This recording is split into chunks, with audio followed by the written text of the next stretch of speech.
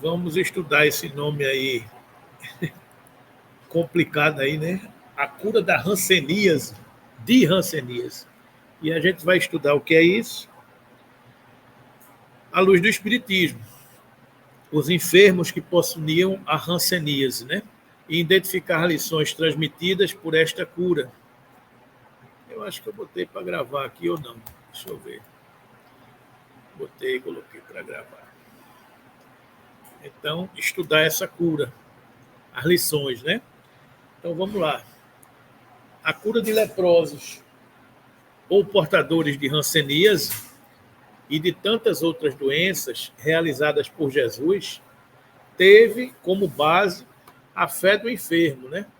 Isso a gente tem aprendido aqui nessas lições de cura que a gente tem visto neste módulo que a gente está estudando. Sempre a base dessas transformações do ser é a fé do enfermo. E o poder da fé se demonstra de modo direto, em especial, na ação magnética, magnetismo pessoal de cada um e do Mestre Jesus ao proporcionar essa cura, né? Por seu intermédio, o homem atua sobre o fluido. Esse agente universal modifica-lhe as qualidades e lhe dá impulsão, por assim dizer, irresistível. É essa ação profunda que se dá entre o fluido de cada um e a ação de um agente externo que promove esse equilíbrio orgânico, produzindo essa cura que a gente está falando aqui, né? Daí decorre que aquele que há um grande poder fluídico normal junto à ardente fé pode, só pela força da sua vontade, dirigida para o bem, operar esses singulares fenômenos de cura e outros, tidos antigamente por prodígios, mas que não passam de efeito de uma lei natural. Ou seja, é um pouco aquilo que a gente vem repetindo aqui. O conhecimento espírita, o estudo espírita, nos proporciona identificar o que somos. E esse somatório de informação, ele transcende a informação apenas do corpo. A gente já passa a entender que não somos apenas o corpo, que somos também, principalmente, espírito, e que há um elemento intermediário portador de nossa história, que é o perispírito. E desse somatório, a gente tem o que a gente é, somando-se a isso a influência do meio, do mundo que a gente vive e influências espirituais, que a doutrina espírita também nos fala de que existem. Então, todas essas camadas, o que eu sou hoje, corpo, o que eu sou permanentemente, espírito, elemento intermediário que acumula minhas experiências, perispírito, influências do meio, mundo material, influências do mundo espiritual, sensorial, mediunidade, passa a olharmos o ser psíquico, bio, social, sensorial, que somos todos nós. Da resultante de tudo isso, a gente passa a entender que tudo está dentro de um contexto de naturalidade. A partir do momento que a gente compreende que isso é natural. Daí aquela fala de Sérgio Felipe, Gabi, naquele videozinho que a gente mandou ontem, que é muito difícil a gente identificar onde começa a influência de um desses agentes e onde termina a do outro. Porque está tudo misturado. Um vai passando o bastão para o outro, porque está tudo mergulhado num grande feixe fluídico, digamos assim, que se interpenetram. Né? E nós somos o diretor dessa escola. O espírito é o agente diretor dessa escola. Eu ser influenciado pelo mundo, ok. Eu ser influenciado pelos espíritos, ok. Eu ter a influência do meu ser, do homem velho que habita em cada um de nós, ok. Mas e a decisão que eu tenho hoje? Aí entra a definição de ser espírita. Conhece-se o verdadeiro espírita pela sua transformação moral e pelos esforços que empreende para domar as suas mais inclinações do ontem, do antes de ontem, do hoje de manhã, do agora há pouco. Então eu fiz isso, mas não quero mais fazer. Por quê? Porque uma nova luz brilhou na minha vida. Uma nova fonte de informação é roteiro seguro para que eu siga. Eu sou o caminho, a verdade e a vida para Deus. E ninguém chegará ao Pai senão por mim. Isso Jesus já nos disse há 2000 anos. Mandou outros profetas nos dizerem há 3000 anos, há 4000 anos, há 2500 anos. A gente ainda não tinha seguido este caminho. Por isso que nós somos esse homem velho, por isso que nós caímos, por isso que nos equivocamos, por isso que esse perispírito é esse mata-borrão, que acumula essa carga de equívocos que nós tivemos no nosso passado. É por isso que o nosso corpo de hoje, a nossa encarnação de hoje, é consequência de uma história já vivenciada, onde eu hoje sou antepassado de mim mesmo. É por isso que eu me reencontro com os meus amores que ontem eu falhei. É por isso que hoje eu me encontro com meus desafetos de ontem que eu me desencontrei. Então, a doutrina espírita nos apresenta tudo isso. Então, a manifestação da lepra, da hanseníase, que Jesus vai nos explicar, que a doutrina espírita vai nos explicar hoje, segundo Maria Dolores, é uma manifestação do meu homem velho que habita dentro de mim. Como tantas outras doenças kármicas que nós carregamos. Como tantas culpas que nós carregamos, que se manifestam, como a gente estava conversando agora há pouco, como as doenças autoimunes. Né? Porque se ontem o homem velho se autoflagelava com o chicote de punição, hoje o homem moderno se autopune com o seu próprio sistema imunológico. Daí as doenças autoimunes. Então é simples assim. Se ontem eu tinha um instrumento de flagelo, um chicote que eu batia em mim, porque eu era um pecador, porque eu me achava um pecador, porque eu tinha infringido as leis de Deus, hoje eu não faço mais isso. Mas o meu psiquismo me culpa por alguma coisa. E isso se manifesta através de um sistema imunológico que me dá uma carga emocional em mim que, de alguma forma, me combate. Né? Então, nós somos esse cabedal de informações. E a doutrina espírita nos apresenta isso. Né? Rumo ao homem regenerado de amanhã, que pode começar ainda hoje. Não é isso? Curando indistintamente judeus e samaritanos, dava Jesus, ao mesmo tempo, uma lição e um exemplo de tolerância. Aí a gente está vendo aqui, desde aqueles tempos, judeus, samaritanos, a origem de tantos conflitos que existiam naquela região. Hoje não é judeu e samaritano, hoje é judeu, palestino. É isso aí, a gente vai vendo essas consequências do homem velho que habita dentro de cada um de nós, não é? O texto evangélico, na verdade, são dois, de Marcos e de Lucas, que falam da questão da lepra, né? O primeiro deles, em Marcos, ele diz o seguinte: e aproximou-se dele um leproso, que rogando... Eu vou ler depois, isso aqui são esses dois textos evangélicos, mas depois a gente vai ler cada um deles e mergulhar particularmente neles, né?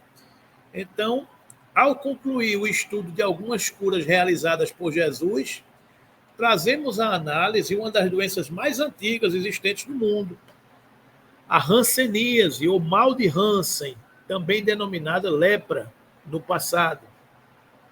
A enfermidade de Sartre, traduzida por lepra, é descrita com detalhes em Levítico, livro do Velho Testamento. Mas a descrição é aquilo que a gente estava conversando, Amado. Também podia e provavelmente mesmo incluía outras doenças de pele. O próprio termo também é aplicado às vestes e às casas, e parece ter sido geralmente empregado para escrever algo que era cerimonialmente impuro, alguma sujeira necessária de ser extirpada, limpa, né? Quando um leproso era purificado, e assim pronunciado pelo sacerdote, é provável que a condição era autolimitadora e não aquilo que atualmente chamaríamos de lepra, isto é, uma enfermidade causada por uma bactéria específica. Naquele tempo, a ciência não tinha capacidade de descobrir muita coisa. Então, tratava todo mundo como impuro. Né? Então, eu não sei o que é, você é impuro, se afaste da sociedade. Né? Então, era a forma que a gente vivia no nosso passado. Né? Somente em 1873, o médico norueguês Gerhard Henrik Armauer Hansen identificou a bactéria Mycobacterium leprae como um agente causador da lepra. Então, a ciência evoluiu e ele identificou essa bactéria, que causava lepra, né? Tempos depois, a palavra lepra passou a ser substituída por hanseníase, ou mal de Hansen. Daí a palavra hanseníase, porque foi descoberta por Gerhard Hansen. Né? Então, hanseníase, em razão do caráter discriminatório, estigmatizante e preconceituoso que o nome lepra produzia. Nos últimos 100 anos, ocorreram significativos avanços científicos relativos ao diagnóstico, tratamento e controle da doença. A doutrina espírita, por tudo isso que eu falei, do que nós somos, antepassados de nós mesmos, do nosso sistema imunológico, da nossa fé, da nossa capacidade de enfrentar a vida, das nossas provas, de repente nos apresenta soluções para tantas situações que a gente convive hoje. Fulano conviveu com o vírus da Covid-19 e não pegou. Beltrano pegou e teve Covid leve, assintomática. O outro Beltrano pegou e agravou, mas ficou bom. O outro pegou e desencarnou. Então, por que essas situações ocorrem nas pessoas? A doutrina espírita nos apresenta um quadro que faz a gente ter mais luz para compreender tudo isso. Por que um está exposto a um determinado vírus e não pega? Não é que ele não pegue, ele está exposto ao vírus, mas o seu sistema imunológico combate aquele vírus de tal forma que ele está ali isento. A ciência vai identificar, e talvez já tenha identificado, por quê? Algum cromossomo, alguma situação específica dele impede que aquele vírus se prolifere. Não é verdade? A necessidade kármica daquela pessoa desenvolver a doença ou não. A necessidade kármica da pessoa passar por aquela prova e se recuperar. A moratória daquela pessoa que estava passando por aquilo e de repente estava previsto e houve uma intercessão. Então é por isso que muitas vezes a gente diz, não dá para saber hoje o que foi que houve. Amanhã a gente talvez se esclareça. Amanhã quando? No mundo espiritual. Quando a gente chegar e for dar uma revisada e dizer, tá certo, eu estou entendendo. Quer dizer que eu passei por isso por causa daquilo. Quer dizer que houve uma intercedência e foi atendida por causa disso. Então, são essas situações que a doutrina espírita nos apresenta que não é aqui apenas, que há um contexto mais amplo. Quando a gente olha a porta de vidro, a gente vê uma imagem muito mais ampla do que a gente olhar pelo olho mágico. Vocês vão de considerar que se tiver uma pessoa numa porta olhando, e se a porta for de vidro, o que ela vai ver além é muito mais do que se eu estiver olhando por um olho mágico. Então, a doutrina espírita é essa capacidade de nos fazer vislumbrar um mundo muito mais amplo dentro das leis naturais.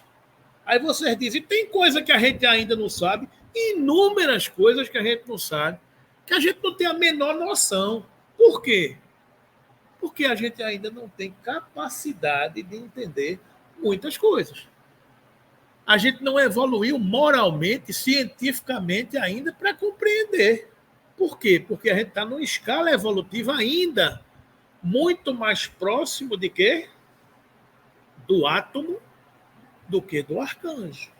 Esse é o caminhar. Isso é o que a gente vai entendendo, isso é o que vai clareando. Isso conforta? Sim. É por isso que nós somos o Consolador prometido, porque a doutrina é consoladora, porque ela nos apresenta a realidade das coisas, a realidade dos fatos. Ela nos apresenta que as dores de hoje são consequências das minhas atitudes de hoje, mas também de ontem. Porque a gente pode dizer, mas o que eu fiz hoje não é suficiente para eu estar sofrendo. Mas e o que você fez ontem? Também não é. E o que você fez antes de ontem? Também não é. E antes de ontem? Eu não sei.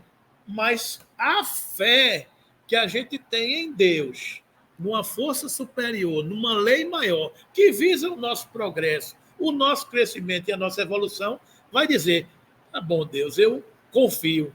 Então, provavelmente não. Com certeza, o que eu estou passando hoje é para o meu bem. Ou por equívoco meu hoje, porque muitas vezes a forma como eu encaro a dificuldade de hoje me faz sofrer mais do que eu deveria. Às vezes eu posso estar enxergando um problema que eu posso estar olhando com lente de aumento e pode fazer com que eu sofra mais. Mas fulano não é para você sofrer tanto. Sim, mas eu sofro. Por quê? Porque eu estou olhando com lente de aumento. Né? Então, são situações que a doutrina espírita vai nos colocando diante de uma perspectiva de beleza. Né? A nossa fé vai nos ajudando a nos transformar. Ok? O texto evangélico primeiro é o seguinte: Marcos, e aproximou-se dele um leproso, que rogando-lhe e pondo-se de joelhos diante dele, dizia-lhe: se queres, bem podes limpar-me. E Jesus, movido de grande compaixão, estendeu a mão e tocou-o e disse: quero ser limpo. E tendo ele dito isso, logo a lepra desapareceu e ficou limpo. Então imaginem a cena. Jesus está no canto e aproxima-se dele um leproso. E esse leproso vira para ele, reconhece em Jesus o filho de Davi, não é? Aquele que veio para ser o redentor da humanidade, e diz: se queres, bem sei que tu podes. Então limpa-me. Então ele reconhece, está ali a fé do leproso em reconhecer a autoridade. Jesus, eu sei quem tu és. Se tu quiseres, tu podes. Limpa-me. Jesus, por que é Jesus? Movido de grande compaixão, porque muitos chegam para nós, mesmo sem sermos Jesus, e dizem: Edmundo, me ajuda. Mas eu não tenho essa compaixão. E às vezes eu digo: tá certo, daqui a pouco, amanhã, talvez depois de amanhã. Eu não tenho essa compaixão, porque eu não sou ainda Jesus. Né? Então, esta compaixão também é uma lição. Movido de grande compaixão, ter ouvidos de ouvir, ter olhos de ver, em todos os momentos de nossa estrada. Então, há aí uma simbiose, há aí uma união, a fé do leproso e a compaixão de Jesus. Então, Jesus para e ouve. Opa, estão me chamando. Estendi a mão, tocou e disse: eu quero. Limpe. E limpou. E nessa hora, a pele do leproso sarou. Né? Isso é tudo, aí vamos estudar. Né? A expressão limpar-me não sugere exatamente o processo de cura. Ainda que o desaparecimento das lesões tenha sido imediato, após o toque magnético de Jesus. Jesus chegou, olhou, entendeu, disse: cura. Na hora a pele sarou. A pessoa que chega na casa espírita, bota meu nome, participe-me da reunião, me dá um passe. Aí vem uma, duas, três reuniões, 1 ano, 2 anos e cura, limpa aquele momento. passe, limpeza daquele momento. Desobsessão, afastamento dos males que afligiam naquele momento. Fotografia, limpeza, fotografia, está limpo. A limpeza não é cura, mas é condição essencial para que ela se dê. No plano físico, muitos casos, o médico exige primeiro a asepsia daquele envolvido no tratamento, para só depois iniciar o processo terapêutico, propriamente dito. Antes de sarar uma ferida, eu limpo, eu passo água oxigenada, eu faço a asepsia, para depois eu botar o remédio. Então, esse processo de limpa-me, esse processo de terapia, minha irmã, é o processo de limpa-me. Eu ajudo a lhe tirar da crise, eu ajudo a você sair do choque. Mas depois, no caminhar, como é que você vai agir? Não é? É por isso que muitas vezes as pessoas reclamam que a terapia não tem fim. As pessoas reclamam, dizem, porque a terapia não tem fim. Não, porque você não tem fim de querer mudar. É por isso que a terapia não tem fim, porque você continua fazendo as mesmas coisas que você fazia antes. Você continua condicionado a pensar da mesma maneira que você pensava antes. Então você não pode mudar se você não mudou. E às vezes a gente terceiriza a culpa para o terapeuta. Ah, não, a terapia não termina nunca. E aí? É porque é só limpeza. E a gente está buscando cura. Não é? A gente vai no hospital fazer a limpeza da ferida, mas a ferida não sara. Por que a ferida não sara? Porque o sistema imunológico continua batendo, porque a mente continua inflamada o tempo todo, né? No plano físico, muitos casos, o médico exige primeiro a asepsia daquele envolvido no tratamento, para só depois iniciar o processo terapêutico propriamente dito. Jesus pôde limpar o leproso das chagas existentes em seu corpo físico, como forma de auxiliá-lo na cura. Você já está vendo que está limpo? Beleza. Cura essa que, tratando-se do espírito, só ele mesmo, o enfermo, poderia fazer através do tempo pela vivência do bem.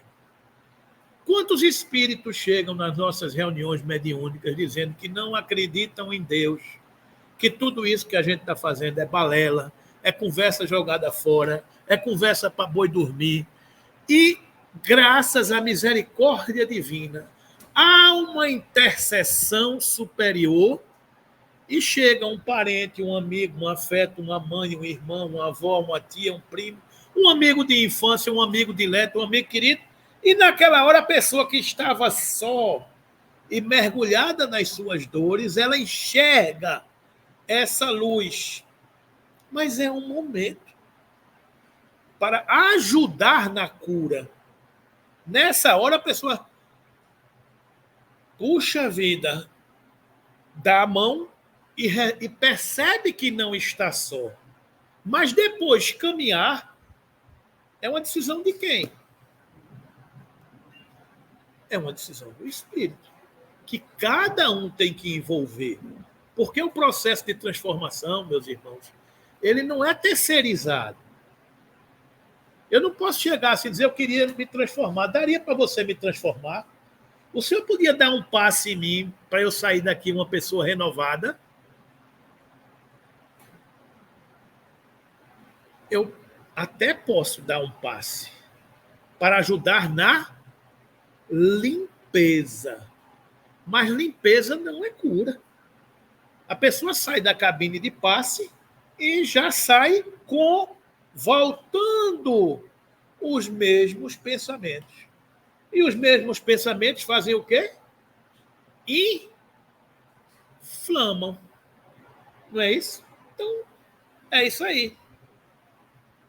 Neste sentido, informa o espírito Amélia Rodrigues a origem da hanseníase, cuja história deste doente é relatada por Marcos, no texto que é objeto de estudo, mas também por Mateus e por Lucas, aquilo que a gente estava conversando do que nós somos, né? O leproso de hoje contaminou-se espiritualmente em pretérito próximo.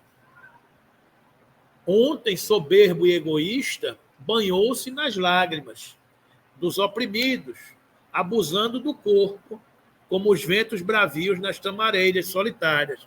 Retornou aos caminhos de tormento em si mesmo, atormentado, para ressarcir penosamente.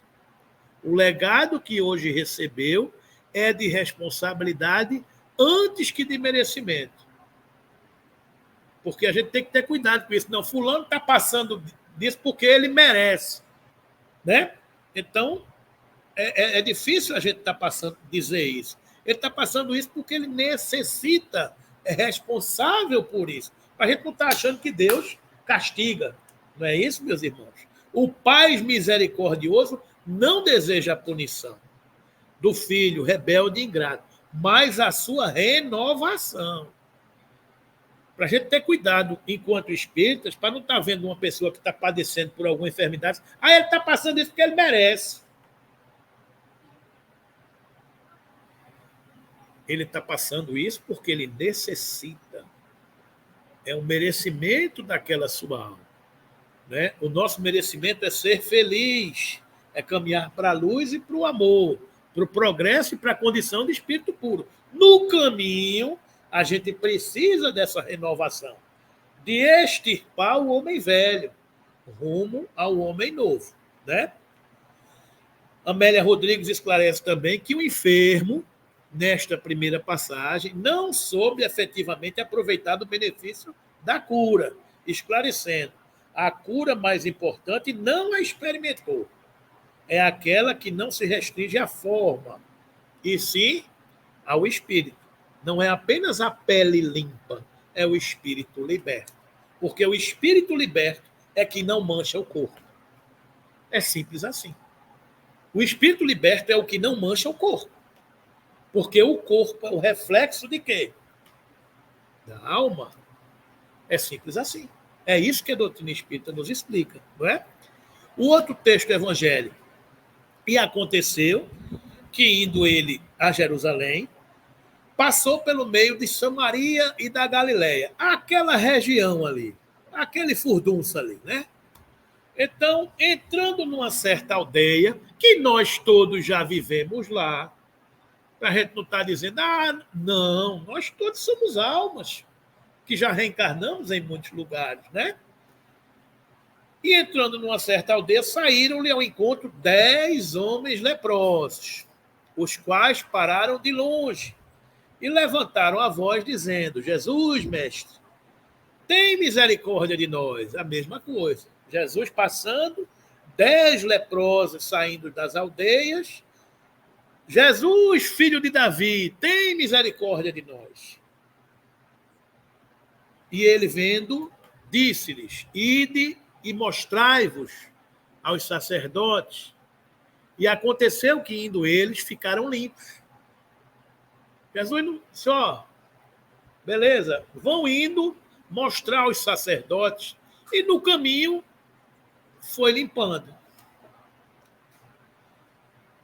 E aconteceu que eles ficaram limpos. E um deles, vendo que estava são, voltou glorificando a Deus em voz alta. Um dos 10 voltou glorificando a Deus em voz alta. E caiu aos seus pés, com o rosto em terra, dando-lhe graças. E este era samaritano. E respondendo, Jesus disse: não foram 10 os leprosos? Não foram 10 os que foram limpos? E onde estão os 9? Não houve quem voltasse para dar glória a Deus, senão este estrangeiro. E disse-lhe: levanta-te e vai, a tua fé te salvou. É uma outra lição que a gente está vendo aqui, além da cura, a gratidão. A gratidão das menininhas que entram correndo aqui,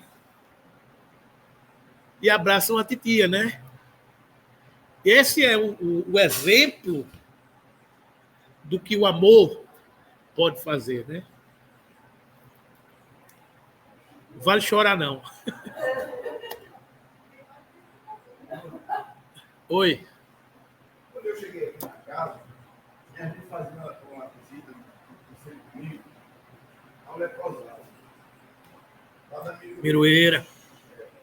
Era o Cris, e a gente ia de cama naquele leproso, a gente pegava na mão dele, fazia uma prece com ele, conversava com ele, e a gente fazia esse trabalho. Mas tinha pessoas que não queriam ir, porque tinha medo de se contaminar. Isso. A gente sabe muito pouca coisa, né? E a nossa fé é muito pequenininha, né? Aí a gente tomou conhecimento da Daniel de Oeste. De? Daniel de Oeste. Sim. Lá tem um centro. Lá no Recordar tem um centro. Isso. É Daniel de Oeste. Esse Daniel de Oeste foi um padre de poucos anos que, vendo que o leproso era separado da sociedade, ele ia visitar o leproso e ficar com ele. Até que ele resolveu ficar com ele lá. E desencarnou com lepra. Tem outro exemplo disso na história do Evangelho, né? Sabe de quem, né? Maria Madalena. Maria Magdala. Ela, quando seguiu Jesus, quando Jesus partiu, ela tentou seguir os apóstolos. Mas os apóstolos não permitiram que ela fosse com eles, porque tinha esse preconceito. Não, ela era uma pecadora, então ela não pode seguir com a gente. Ela não pôde ir. Ela foi para um leprosário. Quando eu chegava em casa, a mulher não queria que eu entrasse em casa. Não, fique lá. Olha, Maria Madalena foi para um leprosário e depois desencarnou de lepra, de hanseníase, né? Então ela passou por isso também, né? Então tem essas histórias, né? Um leproso lá, que era Oscar. Já ouvi falar nesse. Rapaz, pense um paciente tranquilo. Rapaz, ele não tinha. Aquela que comeu ali, sabe? E ele já teve o braço, porque a perna, um pedacinho de corpo. E ele dizia pra gente: olha, não desista muito da vida, não. Ninguém vê. Lógico. Não se esqueça de Deus. É porque a gente acabou de estudar, né? A gente está vendo ali não o corpo mutilado, mas a gente está vendo a alma em regeneração. Então, na hora que a gente tem essa percepção, a visão se amplia, né?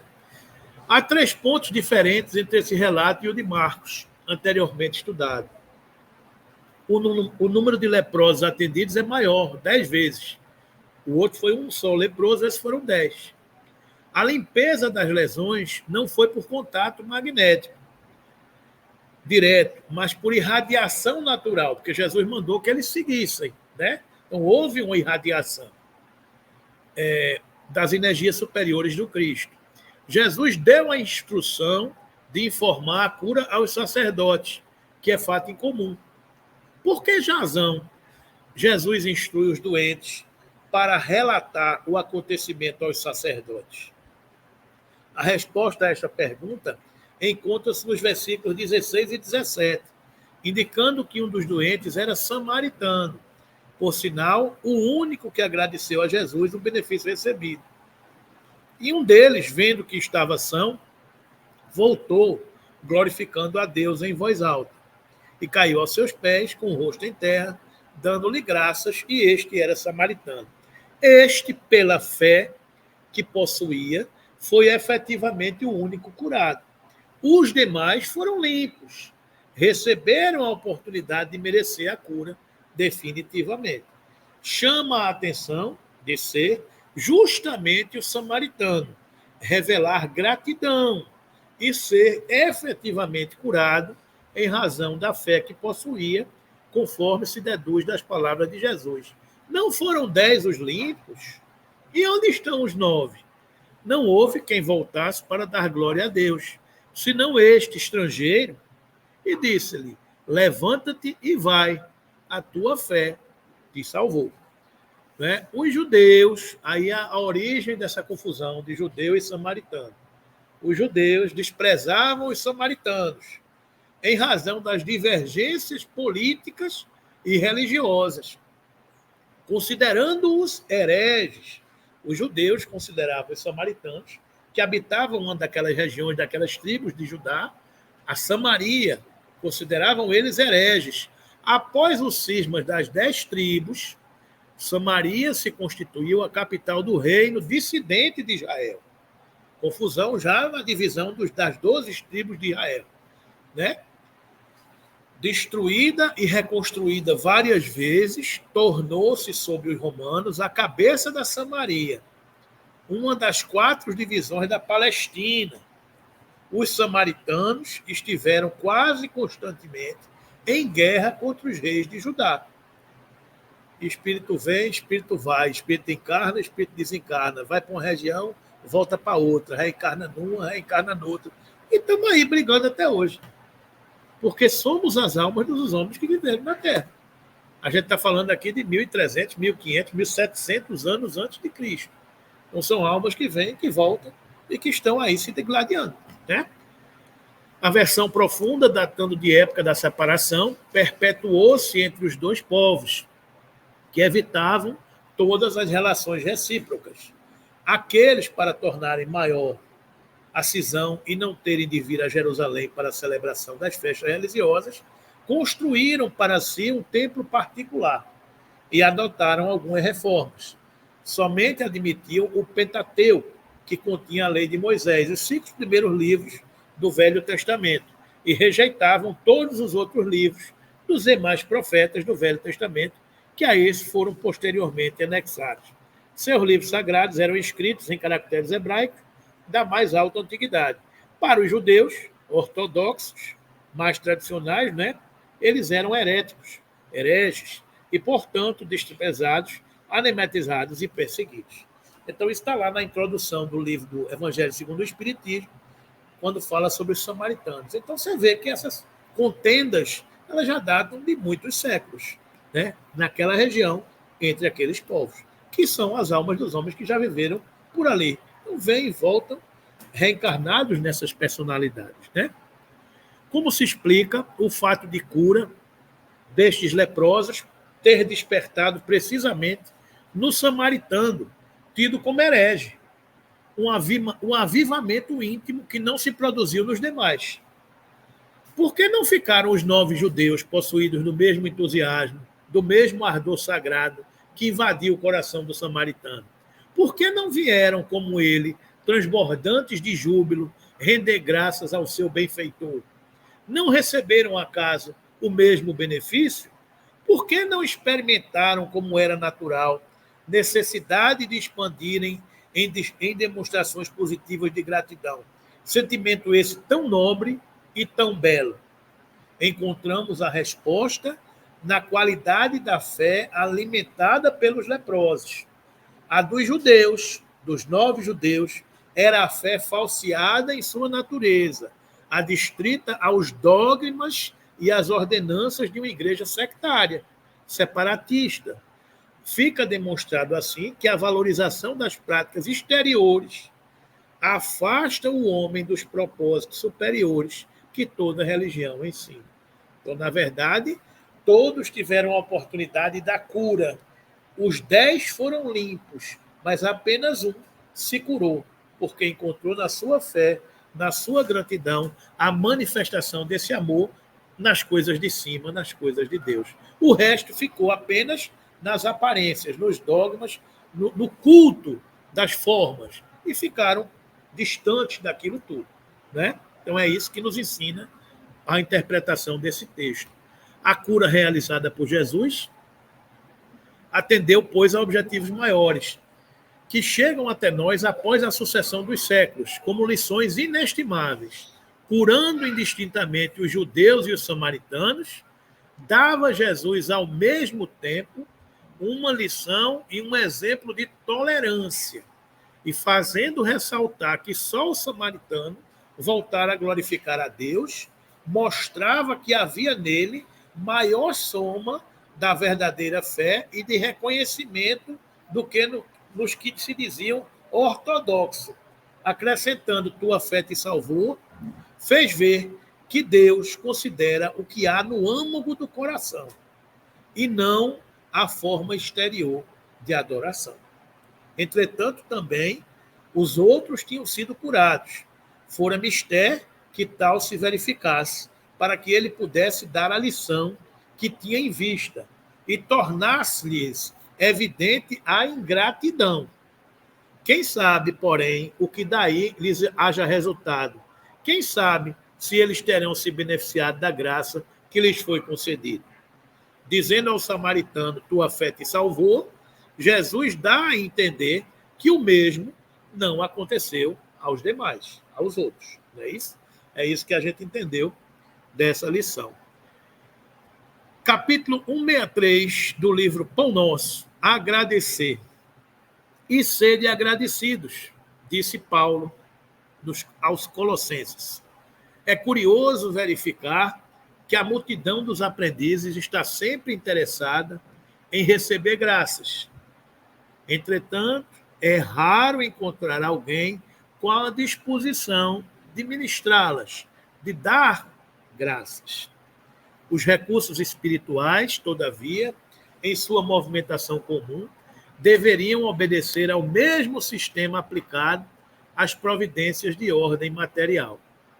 No capítulo de Bênçãos da Alma, não se deve receber e gastar incessantemente, mas recorrer ao critério da prudência e da retidão, para que as possibilidades não sejam absorvidas pela desordem e pela injustiça. É por isso que, em suas instruções aos cristãos de Colossos, recomenda o apóstolo que sejamos agradecidos. Entre os discípulos sinceros, não se justifica o velho hábito de manifestar reconhecimento em frases bombásticas e laudatórias. Na comunidade dos trabalhadores fiéis a Jesus, agradecer significa aproveitar, aplicar proveitosamente as dádivas recebidas, tanto ao próximo quanto a si mesmo. É aquela história de que quem recebe, multiplica. Né? É aquilo que a gente estava refletindo ontem na prece de Ismalha. Ismalha recebe as bênçãos dos céus, mas ela multiplica, porque agradecer significa multiplicar as dádivas recebidas, aplicar proveitosamente as dádivas recebidas, tanto ao próximo como a si mesmo. Eu recebo e multiplico, eu recebo e dou. Então, o pouco que eu tenho, eu multiplico. Para os pais amorosos, o melhor agradecimento dos filhos consiste na elevada compreensão do trabalho e da vida, de que ofereceram testemunho. Manifestando gratidão ao Cristo, os apóstolos lhe foram leais até o último sacrifício. Paulo de Tarso recebe o apelo de mestre e, em sinal de alegria e de amor, serve a causa divina, através de sofrimentos inomináveis por mais de 30 anos sucessivos. Então é por isso que nós estamos servindo na vinha do Senhor, porque recebemos um pouco do Senhor, recebemos muito do Senhor e estamos dando um pouco da nossa vida em benefício do que Ele nos proporcionou, da paz que nós conseguimos conquistar ao conhecer um pouco da sua luz e do seu caminhar. Né? Então é por isso que a gente está distribuindo, é por isso que cada um de vocês encontra espaço, encontra tempo para atender um telefone, para conversar com alguém, para se vir em algum lugar. Porque a gente está multiplicando, dando de graça o que de graça nós recebemos. Não é? Agradecer não será tão somente problema de palavras brilhantes. É sentir a grandeza dos gestos, a luz dos benefícios, a generosidade da confiança e corresponder espontaneamente, estendendo aos outros os tesouros da vida. É um pouco isso que nós estamos fazendo aqui, agradecendo um pouco do que a gente recebe, distribuindo um pouco do afeto que nós fomos premiados, porque nós somos beneficiados com essas graças. Né? Então, a gente ter a oportunidade de distribuir é saber agradecer, ser de agradecidos. É isso que a gente aprende na nossa doutrina do Cristo. Né? A gratidão e a fé do samaritano doente são sentimentos admiráveis que devem ser estimulados em todos os círculos do relacionamento humano. Gratidão e fé devemos alimentar esses sentimentos permanentemente em nossas vidas. Diante da eleição eloquente desse soberbo episódio, cumpre imitarmos o leproso samaritano. Cultivemos, portanto, a fé e não uma fé. Identifiquemo-nos com a religião e não com uma religião. Pertençamos à igreja e não a uma igreja. Seja o nosso culto o da verdade, o da justiça, o do amor. É tal o que Jesus ensina e exemplifica em seu santo evangelho. Então, que tenhamos essa fé, essa religião, para que o nosso culto seja o da verdade, o da justiça e o do amor, que é o que Jesus espera e exemplifica para todos nós. Não é? Então, está aí, meus irmãos, as lições que a gente estudou na manhã de hoje. A cura da hanseníase, que passa por esse sentimento do magnetismo pessoal do Cristo, passa pelo alimento da fé de cada um de nós e passa pela condição espírito imortal que somos todos nós. Né? Então, seguimos aprendendo e, no bojo desta lição da cura da hanseníase, tem essa virtude maravilhosa, que, para mim, é uma das mais belas virtudes que a gente deve carregar nos nossos espíritos, que é a gratidão, né? Exemplificada nessa passagem dos 10 leprosos, onde apenas o leproso samaritano, movido pela sua fé e pela sua gratidão, foi curado, não apenas limpo, curado porque transformou o seu espírito, movido pela fé e movido pela gratidão. Então, que alimentemos os nossos espíritos de fé, de gratidão, e que saiamos a multiplicar esses sentimentos por onde quer que nós passemos. Né? Então, eu vou encerrar numa forma de prece, pedindo licença a Divaldo Pereira Franco, que recebeu essa bela página de Amélia Rodrigues, na prece de gratidão. Então, vamos ler e já fica como a nossa prece final do estudo dessa manhã. Poema de gratidão, Amélia Rodrigues, pela psicografia de Divaldo Pereira Franco. Né? Então, Divaldo muitas vezes termina as suas mensagens com esse poema maravilhoso. Né? Muito obrigado, Senhor. Muito obrigado pelo que me destes, muito obrigado pelo que me dás. Obrigado pelo pão, pela vida, pelo ar, pela paz. Muito obrigado pela beleza que os meus olhos veem no altar da natureza. Olhos que fitam o céu, a terra e o mar, que acompanham a ave ligeira que corre fagueira pelo céu de anil e se detém na terra verde, salpicada de flores em tonalidades mil. Muito obrigada, Senhor, porque eu posso ver o meu amor. Mas diante de minha visão, eu detecto cegos guiando na escuridão, que tropeçam na multidão, que choram na solidão. Por eles eu oro e a ti imploro com miseração, porque eu sei que depois desta lida, na outra vida, eles também enxergarão. Muito obrigada, Senhor, pelos ouvidos meus, que me foram dados por Deus, ouvidos que ouvem o tamborilar da chuva no telheiro, a melodia do vento nos ramos do almeiro, as lágrimas que vertem os olhos do mundo inteiro. Ouvidos que ouvem a música do povo, que desce no morro à praça a cantar, a melodia dos imortais, que se ouve uma vez e ninguém a esquece nunca mais. A voz melodiosa canora melancólica do boiadeiro e a dor que geme e que chora no coração do mundo inteiro. Pela minha alegria de ouvir, pelos surdos eu te quero pedir, porque eu sei que depois desta dor no teu reino de amor voltarão a sentir.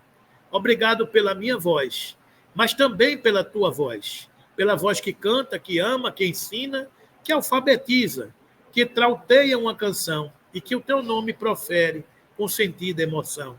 Diante de minha melodia, eu quero rogar pelos que sofrem de afasia. Eles não cantam de noite, eles não falam de dia. Oro por eles, porque eu sei que depois desta prova, na vida nova, eles cantarão.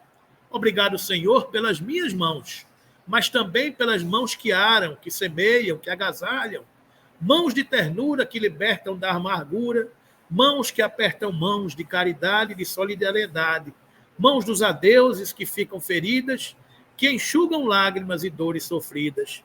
pelas mãos de sinfonias, de poesias, de cirurgias, de psicografias, pelas mãos que atendem a velhice, a dor, o desamor, pelas mãos que no seio embalam o corpo de um filho alheio sem receio, e pelos pés que me levam a andar sem reclamar. Obrigado, Senhor, porque eu posso movimentar.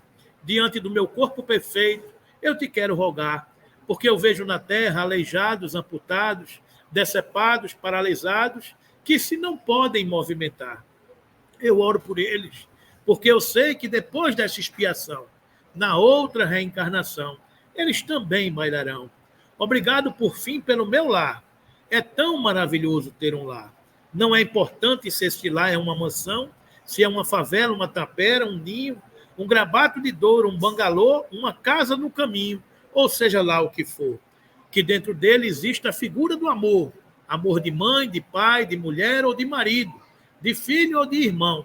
A presença de um amigo, a companhia de um cão, alguém que nos dê a mão.